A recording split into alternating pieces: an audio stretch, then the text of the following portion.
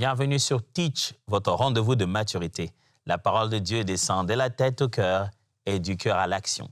C'est à travers notre vécu, la manière dont nous interagissons avec notre monde, que nous manifestons la nature de Christ en nous, la nature des vrais disciples.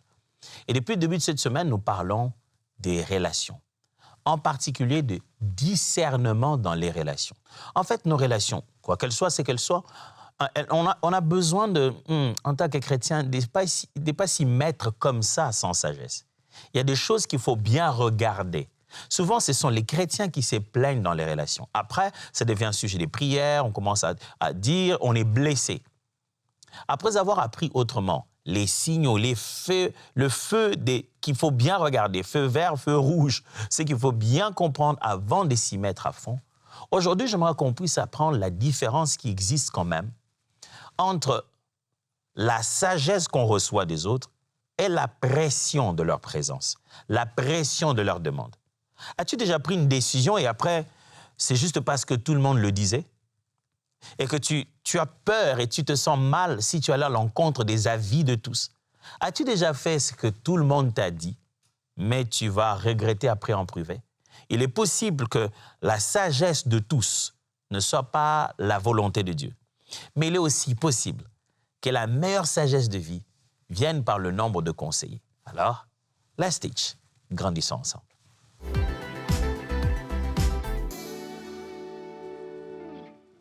Il y a parmi nous ce dicton qui a dirigé la vie de plusieurs personnes, même quand elles sont devenues chrétiennes. Ils disent souvent, la voix du peuple, c'est la voix de Dieu. Ah, vous savez bien que ce n'est pas toujours vrai. Et d'ailleurs, à la base, ce n'est pas vrai. Plusieurs fois, Dieu dit une chose que le peuple ne comprend même pas. Mais nous sommes dans ce monde, on se dit, quand le nombre des personnes qui te disent et te conseillent la même chose est plus grand, c'est que tu as plus de chances d'être avec Dieu. Alors, dans nos relations, on peut subir la pression du nombre. Le fait que plusieurs personnes nous disent exactement la même chose, en pensant que ce nombre-là nous guide. Écoutez-moi bien, ce n'est pas la foule qui nous guide, c'est la sagesse qui nous guide. Ce n'est pas le nombre de personnes, mais la pertinence du contenu. La foule peut faire beaucoup de bruit, mais il n'y a que la sagesse qui peut te faire du bien. Les bons conseils éclairent, oui, mais ce n'est pas le nombre de gens qui ont dit les choses qui les rendent bonnes. Je vais le répéter. Ce n'est pas à force de l'avoir dit encore et encore qu'une mauvaise chose devient bonne. Tout le monde peut être dans l'erreur. On raconte l'histoire de Martin Luther. Martin Luther, au moment de la Révolution, de la Réforme, il était là, le synode l'attendait, il devait venir présenter sa théologie. Et pendant qu'il était là, dans son genre de, j'appellerais presque un cachot, et qu'il priait, quelqu'un est venu le voir et dit, sache que frère Martin, sache que tout le monde est contre toi. Alors il se tourne vers la personne et dit, va dire à tout le monde que je suis contre eux. Ça demande des fois du courage d'être seul contre tous, si on a pris la bonne direction. Mais alors, à quoi nous servent nos amis? À quoi nous sert la famille? À quoi nous sert l'épouse, l'époux? On est dans des relations dont on pense que ça devrait être aussi source de sagesse, et c'est que légitime. Ce n'est même pas contraire à la parole de Dieu.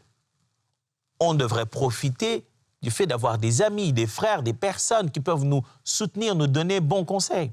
Ici, je tente de placer l'équilibre entre l'avantage d'avoir toutes ces personnes et surtout, par-dessus tout, le fait de savoir que leur nombre, même quand il est unanime, ne garantit pas toujours la volonté de Dieu. Si on veut parler de sagesse, on doit lire le Proverbe. Proverbe chapitre 11, verset 14. Voici ce que disent les Écritures. Proverbe 11, 14. Quand la prudence fait défaut, le peuple tombe, et les saluts est dans le grand nombre de conseillers.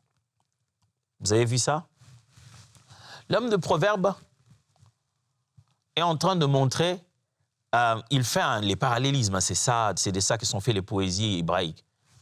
Et ce qu'il essaie de faire ici est vraiment génial. Il dit, quand la prudence manque, la foule, tout le monde ensemble, le peuple tombe. C'est-à-dire quand on n'est pas attentif, ça fait tomber tout le monde en groupe. Et il dit de l'autre côté, le salut, la réussite, le fait d'atteindre un objectif de manière claire, eh bien ça, c'est quand on reçoit des bons, en fait, on reçoit un grand nombre de conseillers. On manque de prudence, ça nous fait tomber tous. Mais on a des conseils de plusieurs personnes, ça nous donne le salut. À cause de ce passage, nous avons cru que plus on a le conseil dans la même direction, c'est prudent. Or non, si tu manques plutôt la prudence, et toi, eux, tous veulent tomber. Même quand plusieurs personnes te conseillent, la prudence reste toujours la chose qui empêche à tout le peuple de tomber. Le conseil est biblique. C'est normal. La Bible ici montre que tu arrives à des meilleurs résultats quand tu essaies d'ouvrir tes oreilles à entendre les autres. Qu'est-ce qu'il en pense? Qu'est-ce qu'il en pense? Au milieu de toutes ces bouches, tu finis par percevoir une volonté de Dieu. Et cette volonté de Dieu n'est pas l'unanimité. Ce n'est pas que tout le monde a raconté la même chose. Ça peut être un puzzle où celui-ci a dit cet angle, l'autre a dit cet angle. Mais la Bible nous montre que les conseillers, si tu en reçois plusieurs, comme ça là, le contenu de leurs conseils peuvent te donner orientation, te permettre d'atteindre ton objectif. Donc les conseils, recevoir le conseil, c'est biblique. Mais les conseils doivent être de qualité, pas seulement de quantité. Le salut est dans le grand nombre de conseillers. C'est les personnes qui sont conseillères. Pas tout le monde. Écoutez, tout conseil ne vient pas d'un conseiller. Ah, c'est ça la petite nuance. Chaque fois que quelqu'un parle dans ta vie, il n'a pas nécessairement qualité de conseiller dans ta vie. Le proverbe encore. Proverbe chapitre 13, verset 20. Proverbe 13, 20. Voici ce que dit la Bible. Celui qui fréquente les sages devient sage, mais celui qui se plaît avec les insensés s'en trouve mal. Ici, l'homme de Proverbe montre la puissance de la fréquentation. Il dit que le bon entourage aiguise, façonne, forme ton degré de discernement. Pour être plus sage dans les décisions de la vie, fréquente les sages. Ce n'est pas seulement qu'ils parlent sur ta situation, mais le fait de l'avoir déjà fréquenté, tu apprendras de leur réussite et de leur échec. Ton entourage détermine aussi ta sagesse. Tu rencontres quelqu'un qui manque de sagesse, demande-lui qui sont ses amis. Tu verras qu'ils ont comme très commun ce manque de sagesse. Demande-lui qui est-ce qu'il fréquente. Tu verras, ils sont tous comme ça, tous fous. Les fous et amis de fous. L'homme de Proverbe dit, celui qui fréquente les sages devient. C'est-à-dire, c'est un processus. C'est pas qu'on sait saluer, alléluia, je te transfère la sagesse. Non, non. Tu me fréquentes, on parle, on va, on mange ensemble, tu vis à côté de moi. Cette fréquentation lance un processus en toi. Petit à petit, tu deviens sage. Mais celui qui se plaît avec les insensés s'en trouve mal. Celui qui se dit, ah, moi, je préfère rester avec eux. Vous pensez vraiment que les insensés, entre eux, ils se font appeler insensés? Non. C'est nous qui les appelons insensés. Mais eux, ils se prennent pour des sages. En grandissant, vous savez, chez moi, dans mon milieu où j'ai grandi, on savait qu'à certains coins de rue, il y avait quelques garçons qui étaient ensemble, qui étaient souvent plus âgés que nous. Donc, dans notre culture, on aime appeler les plus âgés vieux. Pas pour parler de son âge qu'il aurait vieilli, juste pour une façon de dire qu'on le respecte et qu'il est plus âgé. Et donc, on avait souvent des vieux du quartier qui étaient dans un coin de la rue et souvent, c'était dans des maisons inachevées. Il y avait toujours, quand nous on grandissait, dans le quartier, toujours une maison inachevée. Et dans ces maisons inachevées, ils transformaient ça en quelque chose qu'ils appelaient des temples. Des temples où ils prenaient du chanvre. Ils se droguaient, quoi, d'une certaine manière. Alors, ils prenaient du chanvre et ils planaient. Et on savait que quand tu passes de ce côté-là, il y a une petite fumée et ils sont là, ils planaient. Quand ils planaient sous leur chanvre, ils devenaient les sages, plus sages que Confucius. Là, ils avaient des choses à te dire, sous leur chambre. Tu dis, petit. Et généralement, les yeux, ils n'arrivaient pas à les ouvrir pleinement, tellement qu'ils planaient. C'était toujours, petit, tu sais, dans la vie, il avait toujours quelque chose de grand à t'expliquer dans la vie. Il y en avait d'autres qui, quand ils planaient, ils t'expliquaient les rues de Paris, où il n'est jamais arrivé. Tu dis, ah, mon petit Paris, Paris, Paris, Champs-Élysées. Il planait. Alors là, il avait des conseils. Et leur club d'amis vivait de ce conseil-là. Ils allaient nulle part. On a grandi, on les passait en portant l'uniforme quand on était encore en primaire. On a continué à les passer. On est passé en secondaire. On a même arrêté de passer par là maintenant qu'on va à l'université. On a même quitté les quartiers tellement que la vie a évolué. Ils sont toujours restés sages à leurs propres yeux. L'insensé se croit sage, en fait.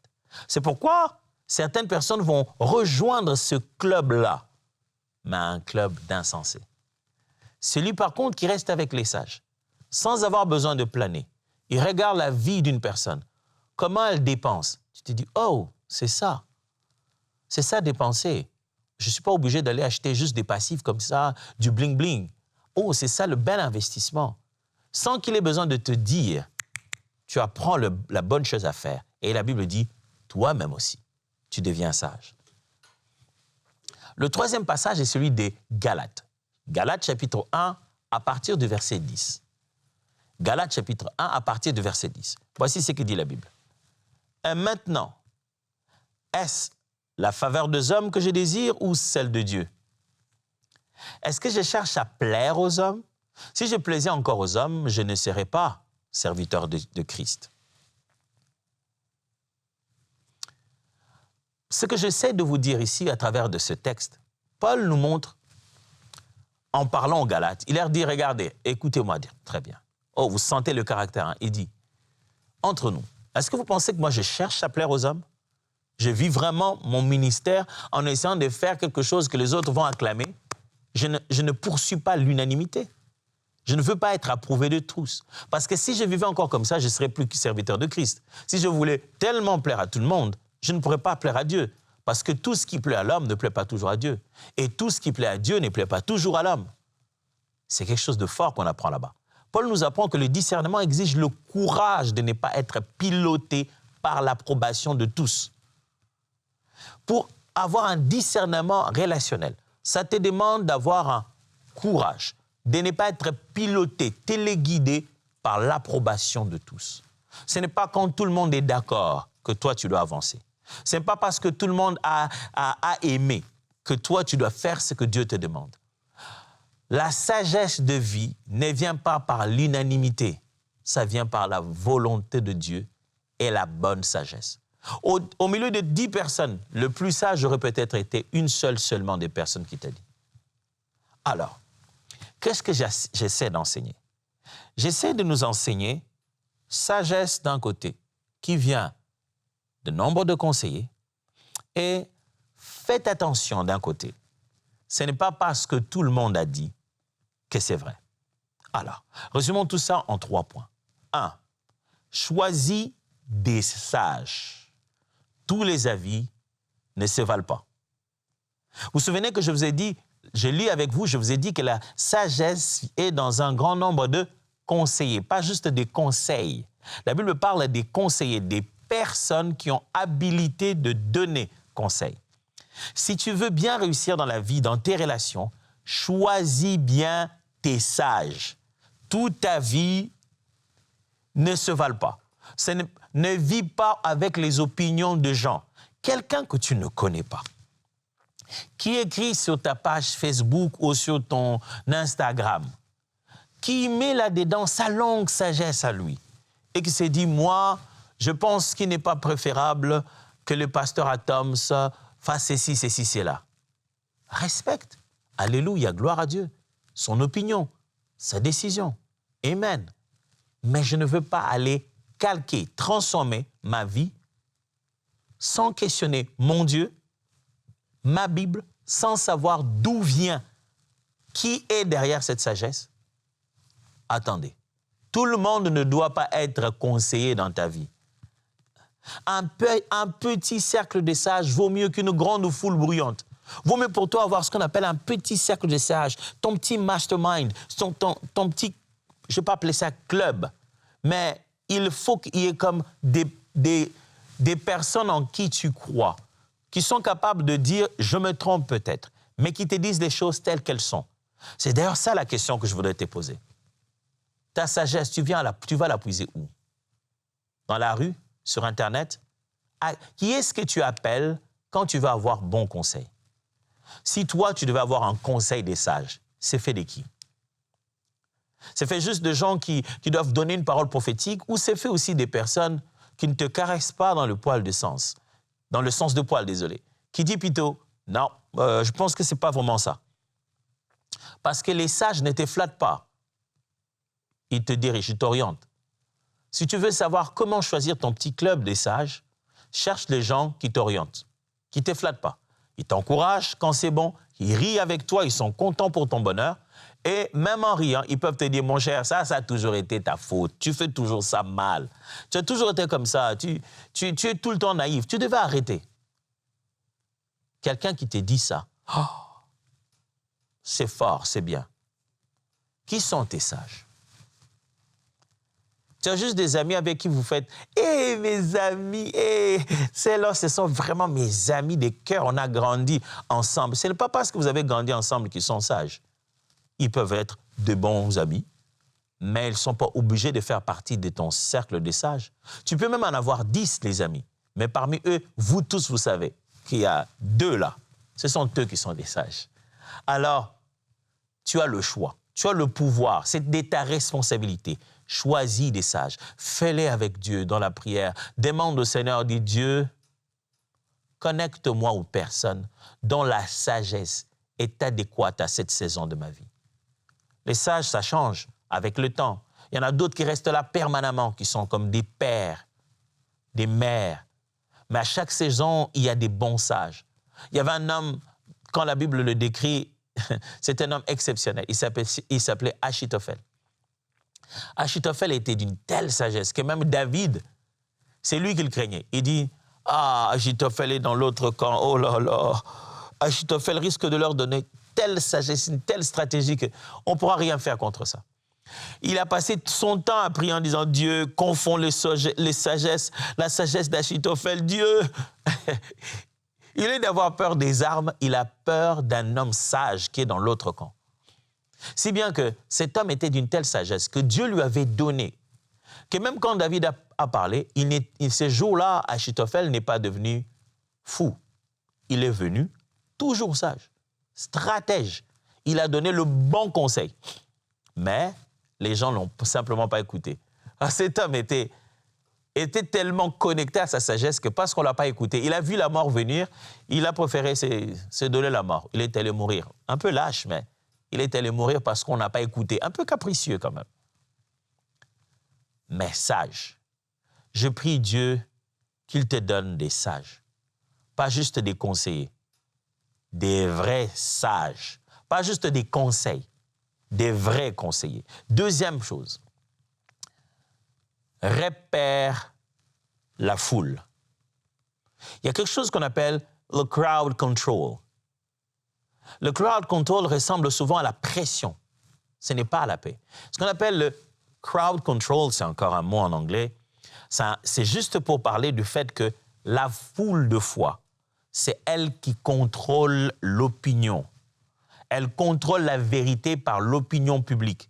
Tout le monde en parle. Vous savez, quand les gens veulent te faire pression, ils te disent « Mais c'est la tendance du moment. Tout le monde en parle. » Si tu as dit tout le monde, comment moi tu m'informes? Si c'est tout le monde, donc moi aussi je suis censé savoir, comment moi je ne sais pas?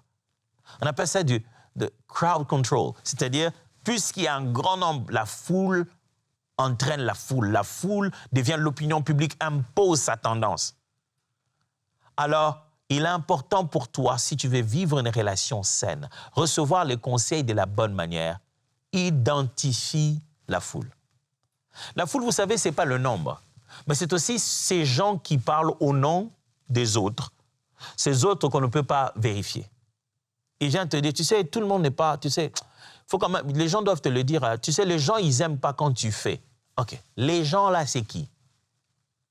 Les gens là, c'est lui plus lui le soir, plus lui hier, plus lui. En fait, ce qu'il appelle les gens, c'est lui en train de dire la même chose à plusieurs personnes. Il y a des gens qui sont comme ça. Tu dis non, tu sais, les gens n'aiment pas trop ce que tu fais. Les gens ne sont pas vraiment, ils n'apprécient pas. Dis, il y a toi et qui? Parce que dans les gens là, tu es censé être dedans. Non, mais ce jour-là, j'en avais parlé à ma sœur. Elle aussi, elle n'avait pas aimé. Et puis donc, quand j'avais parlé avec mon oncle, lui aussi, il s'est dit, en fait, avec toutes ces personnes-là, personne n'a initié la conversation avec toi. C'est toi qui leur as dit à tous comment tu n'aimais pas et qu'ils aiment ou qu'ils n'aiment pas, tu les recrutes dans ton nombre, dans ton échantillonnage de ceux qui n'aiment pas. Il y a des gens qui parlent au nom d'une foule fictive. Repère très bien la foule. La foule a tendance à te faire la pression. Qui est cette communauté des gens qui, quand ils se mettent ensemble, ils considèrent tout de suite qu'ils sont la majorité qui doit t'imposer de faire une chose? Nous, on s'est amis, papa et maman, on s'est déjà entendu, moi et nous tous et les frères, nous tous dans la famille, on s'est dit que ça ne doit pas se faire. Quelle est cette foule quand ils s'aiment? Ce n'est pas toujours un nombre, ça peut être 2, 3 personnes, mais quand ils se mettent ensemble, ils se sentent être la majorité qui te fait pression. Écoute-moi bien, la foule pousse, mais Dieu conduit. Sachez-le bien, un conseil simple entre frères et sœurs, un conseil entre teach. Et cette habitude, c'est que quand la pression monte, il faudrait que le discernement fasse ralentir les choses. J'ai appris ça très bien d'un homme de Dieu qui l'applique si bien dans sa vie que je n'ai pas eu d'autre choix que de copier ça. J'ai vu différents moments de pression dans sa vie. Je parle ici de l'apôtre Dallo. Ouais, je parle beaucoup de lui, c'est logique. Je l'ai vu dans différentes pressions dans la vie, en l'accompagnant à la naissance de Philadelphie, en étant son assistant, en assistant dans des réunions avec lui, des pressions, des gens de réunion, on s'est dit, merci Seigneur que je ne sois pas le pasteur titulaire. J'ai vu des nouvelles lui être annoncées. Je l'ai vu chaque fois faire ça. On est agité, on a quelque chose, on vient, on lui dit, vraiment quelque chose d'être trouvé. On parle, il écoute, il prend même des notes, il dit, OK. Il prend des notes. Et puis il dit, OK, toi tu vas où maintenant? Je dis, non, je vais ici. Il dit, OK, écoute, dans 2 heures, je vais t'envoyer un SMS ou appelle-moi le soir. Si tu n'arrives pas à m'envoyer le soir, rappelle-moi ça demain matin. Il a progressé les rendez-vous jusqu'à demain matin. Du coup, tu étais agité, ça t'impose au moins un petit moment. Demain, tu sais le rappeler, si tu arrives à l'avoir, tu te dis, je veux qu'on en parle, viens me voir au bureau jeudi. Toi qui étais comme si le monde allait mourir, tu vas faire 3 autres jours sans que rien ne s'efface. Parce que quand la pression est grande, surtout quand tu viens lui parler de quelque chose dont tout le monde s'est mis à lui parler de la même manière, chacun, c'est pas parce qu'il veut juste vous jeter de l'eau froide, mais c'est parce qu'il ne veut pas décider sur base de ce que vous lui avez dit. Il veut trouver les discernements. Qu'est-ce que Dieu dit? Conseil de sagesse. Repère la foule. Quel est ce petit groupuscule qui te fait la pression comme si c'était le monde entier? C'est peut-être juste ta sœur et ton ami.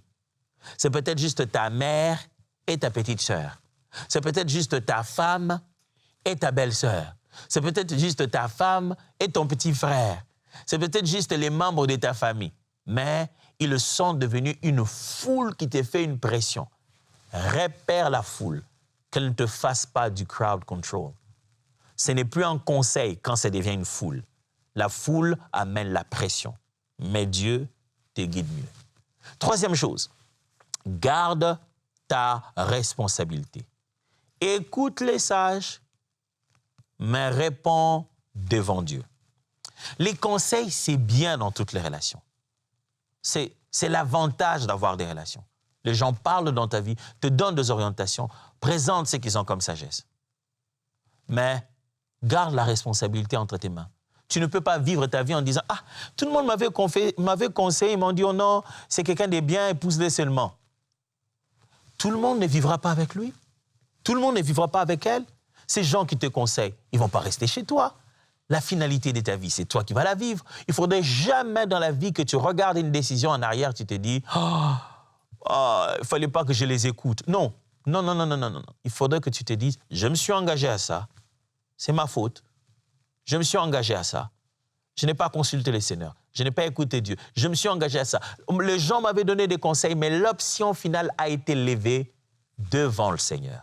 J'ai prié, j'ai parlé à Dieu. » Ça, c'est ta responsabilité. Tu ne peux pas mettre ça sur les épaules de quelqu'un d'autre. Le conseil te protège, mais la décision finale t'appartient. Le conseil, c'est pour ton bien. C'est parce qu'on veut te voir mieux aller. On dit le peu qu'on peut sur base de l'analyse qu'on a fait. Des fois, on est inspiré, des fois, on n'est pas inspiré. Des fois, c'est notre avis, des fois, c'est la chair. Des fois, c'est juste notre expérience personnelle. Ça nous parle à nous. Ce n'est pas censé te parler à toi. Des fois, il faut juste que tu nous regardes et tu fasses comme Jésus en disant « Tes pensées ne sont pas les pensées de Dieu. Ce sont les pensées des hommes. » Des fois, même au Fils de Dieu, on lui a donné des pensées des hommes. Quel beau conseil de la part de Pierre. Seigneur, tu ne peux pas dire comme ça à tout le monde que tu dois mourir. Ce n'est pas bien. Quel beau conseil, conseil des leaders. Toi, tu es un leader. Tu ne peux pas commencer à raconter aux gens que tu dois mourir au 3e jour, tout ça là. Nous, on te suit et toi, tu nous racontes de mourir. Comment on va continuer à te suivre? Jésus se tourne et dit, ça, c'est pas Dieu, ça. Ça, c'est l'humain. Quelquefois, même un prophète peut te donner un conseil d'humain et non pas de Dieu. Alors, la responsabilité finale, la décision, tu ne devras jamais dire « Ah, j'avais juste fait parce que le prophète avait dit ». Être guidé ne veut pas dire être contrôlé. Les gens parlent dans ta vie pour te guider, pas pour te contrôler. Les conseils ne s'imposent pas à toi. Alors, qu'est-ce qu'on a enseigné aujourd'hui? Nous sommes dans la dynamique d'apprendre le discernement relationnel. Comment mieux vivre nos relations. Et aujourd'hui, on s'est dit qu'on doit comprendre la place du conseil. Les conseils et la pression de la foule. Des fois, au lieu de nous conseiller, de nous guider, nous subissons la pression d'un grand nombre de conseils. Et j'ai amené tout ça au degré où on a appris que tous les avis ne valent pas. Choisis les sages. Ce n'est pas l'opinion de tous qui doit compter dans ta vie. Fais-toi un cercle des personnes en qui tu as confiance à la qualité de leur sagesse. Et même quand tous sont unanimes, ça ne signifie pas que c'est la voix de Dieu. Deuxièmement, je dis que la foule, identifie là. Il y a une foule. Elle fait une pression, mais pendant que Dieu, lui, en vérité, te conduit. La foule, ce n'est pas toujours le nombre et l'opinion publique. La foule peut être des personnes tellement considérées dans ta vie, mais qui sont en réalité la pression. Quand ces deux personnes disent « tu es en pression », identifie bien cette foule, parce que souvent, la foule te guidera en erreur.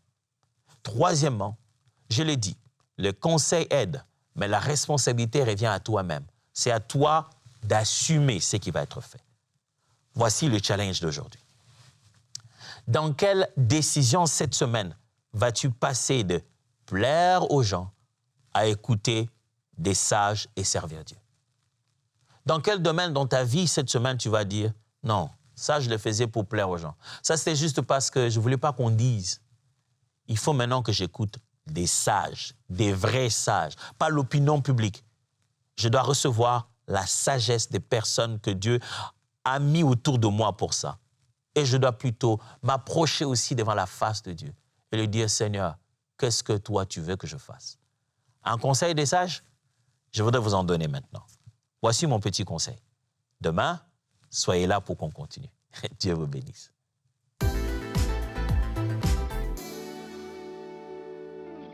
Hello, hello la famille EMCI, je suis dans les bureaux et je vais rejoindre Benjamin. Hey. Hello Benjamin, Hello. qui est technicien comptable C'est ça. depuis 1 an et demi à EMCI. Absolument. Et avant d'être technicien ici avec nous, Benjamin, tu étais déjà partenaire, me semble-t-il. J'ai toujours été partenaire. Toujours été partenaire. Depuis la toute première campagne. La J'ai toute été- première. Ouais, donc l'achat du premier bâtiment, Wow. j'ai été partenaire déjà. Et les autres campagnes? Toutes les autres, Toutes les autres? fidèle au poste. Qu'est-ce qui t'a motivé à participer à toutes les campagnes? Bah, je pense que c'est l'œuvre, ça m'a touché.